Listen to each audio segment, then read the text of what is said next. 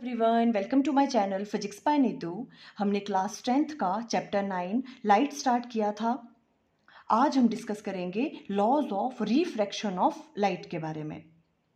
देखो, हमने refraction of light के बारे में अंडरस्टैंड किया था। क्या होता है रिफ्रैक्शन ऑफ लाइट? जब भी लाइट रेज एक ट्रांसपेरेंट मीडियम से दूसरे ट्रांसपेरेंट मीडियम में एंटर करती हैं तो लाइट की डायरेक्शन चेंज हो जाती है।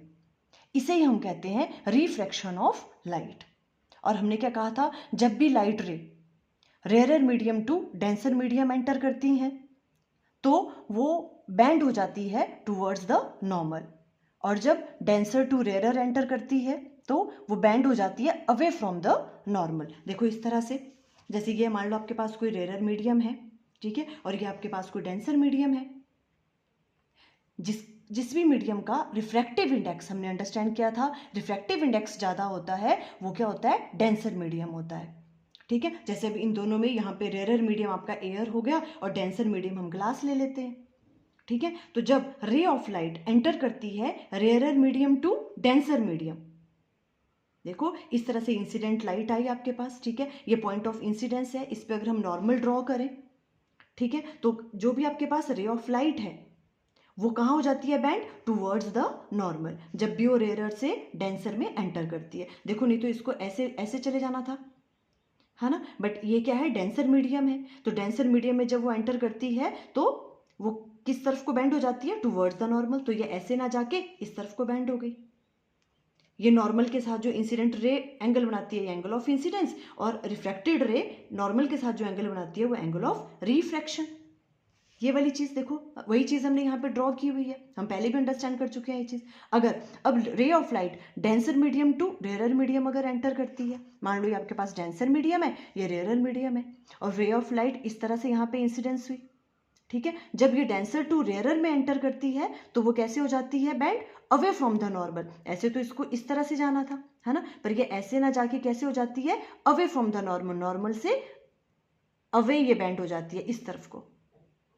यही चीज देखो हमने राइट डाउन की है। तो फर्स्ट वाले लॉ में, when a ray of light passes from a rarer medium to denser medium, rarer medium to denser medium, it will bend towards the normal. ये कैसे बैंड हो जाती है, towards the normal. And when it goes from denser to rarer medium, denser से rarer medium में आती है, it will bend away from the normal. तो ये बैंड हो जाती है अवे फ्रॉम द नॉर्मल। आप इस तरह से ड्रॉ कर सकते हो ये वाली चीज।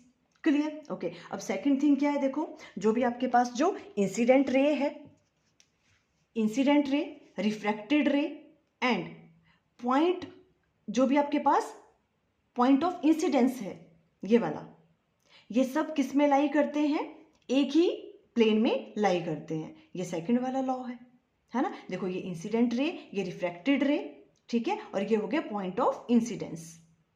The incident ray, refracted ray and normal at the point of incidence at the interface of two transparent medium। देखो ये एक ट्रांसपेरेंट मीडियम है, ये दूसरा ट्रांसपेरेंट मीडियम है ना, इसके इंटरफेस पे है यहाँ पे ये point of incidence. All lie on the same plane, ये सब किस में करते हैं, एक ही प्लेन में लाई करते हैं। ये आपका सेकेंड लॉ हो गया। अब देखो जो थर्ड लॉ है, थर्ड लॉ क्या है आपके पास, during refraction the speed of light and wavelength changes but frequency will remain same। Short question में पूछ सकते हैं ये वाला क्वेश्चन, है ना।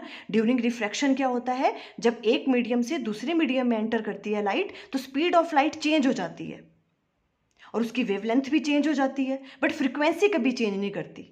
ये चीज़ आपको याद रखनी है, ठीक है। अब देखो अगर हम स्पीड की बात करें तो हमने ये चीज़ लास्ट वाले लेक्चर्स में अंडरस्टैंड की थी। हमने क्या कहा था, डेंसर मीडियम अगर है जिसका रिफ्रैक्टिव इंडेक्स ज़्यादा है वो डेंसर मीडियम होगा, है ना। डेंसर मीडियम में जो लाइट है वो कैसे ट्रेवल करती है, स्लो ट्रेवल करती है, और रेयरर मीडियम में जो लाइट है वो कैसे ट्रेवल करती है, फास्ट ट्रेवल करती है ना। तो स्पीड और वेवलेंथ तो चेंज होती है बट फ्रीक्वेंसी क्या रहती है, सेम रहती है जब लाइट ट्रेवल करती है एक मीडियम से दूसरे मीडियम में। क्लियर है? जिनका रिफ्रैक्टिव इंडेक्स कैसा होता है, अलग अलग होता है। ये तीनों लॉस अंडरस्टैंड हो गए, है ना। ओके, अब देखो फोर्थ वन है स्नेल्स लॉ। ये इंपॉर्टेंट है। देखो कभी कभी ऐसे भी डिफाइन करने को आ जाता है ये, तो आप इस तरह से एक्सप्लेन करोगे क्या है स्नेल्स लॉ।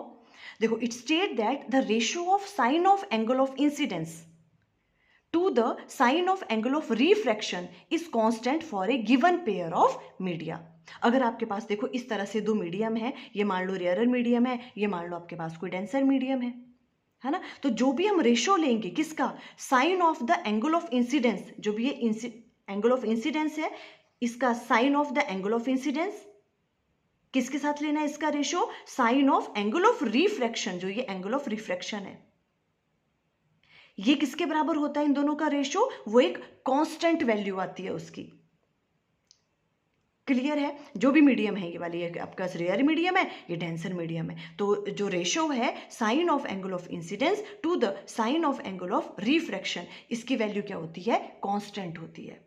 इसे हम स्नेल्स लॉ भी कहते हैं। आप इस तरह से ड्रॉ कर लेना। देखो ये रेयर मीडियम है, ये डेंसर मीडियम है, ठीक है। अब देखो इसमें हमने किया क्या है, हमने यहाँ पे ये एक इंसिडेंट रे ली, ठीक है। अब देखो रेयरर टू डेंसर में एंटर कर रहे हैं तो टूवर्ड्स द नॉर्मल हो जाएगी वो, ये ऐसे ना जाके टूवर्ड्स द नॉर्मल बैंड हो गई, ठीक है। ये एंगल ऑफ रिफ्रैक्शन हो जाएगा, अगर ये I1 ले रहे हैं तो ये R1 हो जाएगा एंगल ऑफ रिफ्रैक्शन, ठीक है। अब देखो ये वाला मीडियम और ये देखो, ये दोनों सेम वही वाला मीडियम रखा और हमने जो इंसिडेंट रे है, ठीक है, अब क्या कर दिया हमने, I2 की वैल्यू इंक्रीज कर दी, है ना। पहले देखो I1 ये वाला था, अब देखो I2 की वैल्यू अगर हमने ज़्यादा ले ली यहाँ पे, है ना, तो एंगल ऑफ रिफ्रैक्शन ये वाला हो जाएगा, है ना। फिर देखो हमने I3 और ज़्यादा ले लिया बड़ा एंगल ऑफ इंसिडेंस, तो एंगल ऑफ रिफ्रैक्शन भी चेंज होगा इस तरह से।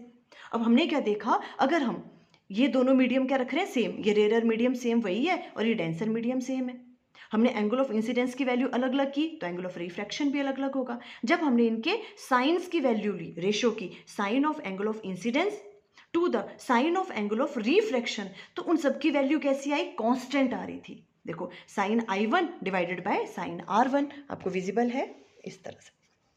देखो ये जो आपके पास साइन I1 है डिवाइडेड बाय साइन R1, ये किसके बराबर आया, sign I2 divided by sign R2, और ये किसके बराबर आया, sign I3 divided by sign R3।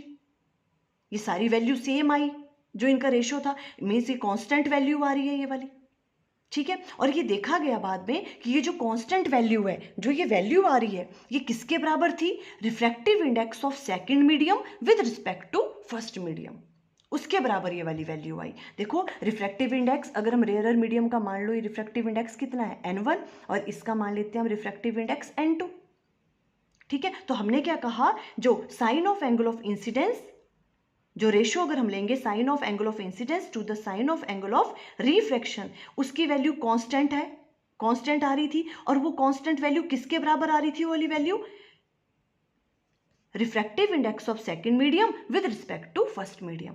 तो हम इसको देखो किस तरह से राइट डाउन कर सकते हैं, देखो I1 I2 I3, अब ये राइट डाउन करने की जरूरत नहीं है ना। हमने क्या कहा, sine of angle of incidence जो भी है ना, जो रेशियो अगर हम ले sine of angle of incidence का किसके साथ, sine of angle of refraction, इसकी वैल्यू कांस्टेंट आ रही है, और वो वैल्यू किसके बराबर आई, वो किसके बराबर आ रही थी value, refractive index of second medium, देखो ये second medium with respect to first medium, इसके बराबर आती है वैल्यू। और इस चीज़ को हम कैसे राइट डाउन कर देते हैं, देखो हमने लास्ट वाली वीडियोस में अपने रिफ्रैक्टिव इंडेक्स वाला वीडियो अच्छे से वॉच कर लेना, उसमें हमने बहुत डीपली अंडरस्टैंड करवाई है ये वाली थिंग, ठीक है। Refractive index of second medium with respect to first medium, इसे हम ऐसे भी राइट डाउन करते हैं, है ना, एन के रिप्रेजेंट करता है रिफ्रैक्टिव इंडेक्स, तो ऐसे भी राइट डाउन कर सकते हैं रिफ्रैक्टिव, इसका मतलब क्या है, N21 का refractive index of second medium with respect to first medium, ऐसे राइट डाउन करते हैं N21। तो sine I divided by sine R किसके बराबर आ गया, N21, ऐसे राइट डाउन कर सकते हैं, या तो N2 divided by N1 refractive index of second medium with respect to first medium. Clear, या तो आप इसको इस तरह से याद रखो, sine I divided by sine R किसके बराबर हुआ, N2 डिवाइडेड बाय N1, और इसको हम प्रोनाउंस कैसे करेंगे, refractive index of second medium with respect to first medium.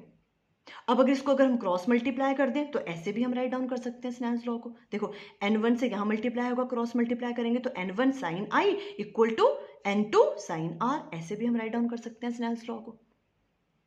Clear है? तो देखो अब ये तो वैसे आपको अभी 12th क्लास में होगा हम किस तरह से इसको यूज़ करते हैं स्नेल्स लॉ को, है ना? तो अभी इस वाले में तो आपके पास 10th में सिर्फ इतनी सी चीज़ है कि है क्या स्नेल्स लॉ, बस आपको इस तरह से याद रखना है, ठीक है? अब देखो अगर आपको अप्लाई करना है स्नेल्स लॉ तो ये वाला फॉर्मूला भी ईजी लर्न करना। कैसे? देखो जहाँ से इंसिडेंट रे आ रही है, जो ये वाला है ना, ये वाला जो मीडियम है, इसका रिफ्रैक्टिव इंडेक्स कितना है? n1।